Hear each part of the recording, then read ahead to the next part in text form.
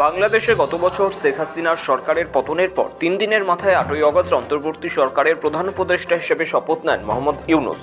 এখন প্রতি বছর ওই দিনটি নতুন বাংলাদেশ দিবস হিসাবে উদযাপন করবে বাংলাদেশ সরকার।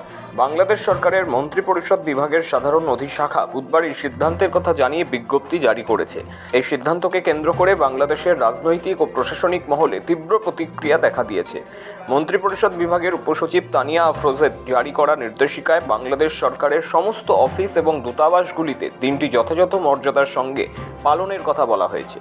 এদিকে বুধবার ইউনূস সরকারের তরফে জানানো হয়, ছাত্র জনগণের অভ্যুত্থানের মুখে আওয়ামী লীগ সরকারের পতনের দিন 5ই আগস্টকে জুলাই গণ অভ্যুত্থান দিবস হিসাবে পালন করা হবে।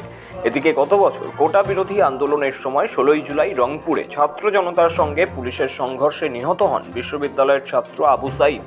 ইউনূস সরকার ওই দিনটি আবু সাঈদ দিবস হিসাবে পালনের সিদ্ধান্ত নিয়েছে। আবু সাঈদ সেদিন পুলিশের সামনে বুক উঁচিয়ে দাঁড়িয়েছিল, তবে পুলিশের গুলিতেই তার মৃত্যু হয়েছে কিনা তা নিয়ে পরবর্তীকালে প্রশ্ন ওঠে।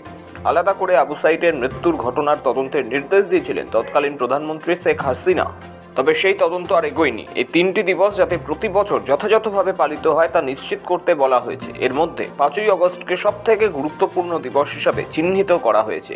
বাকি দুটি দিবসকে সেই তুলনায় কম গুরুত্বপূর্ণ খ শ্রেণীভুক্ত করা হয়েছে।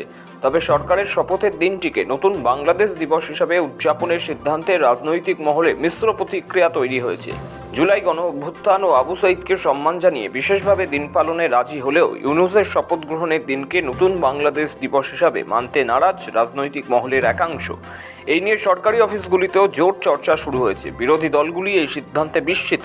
অন্যদিকে সরকার পক্ষের বক্তব্য, জুলাই বিপ্লবকে সম্মান জানাতেই 8ই আগস্ট নতুন বাংলাদেশ দিবস হিসাবে পালনের সিদ্ধান্ত হয়েছে। ব্যুরো রিপোর্ট, সময়, কলকাতা।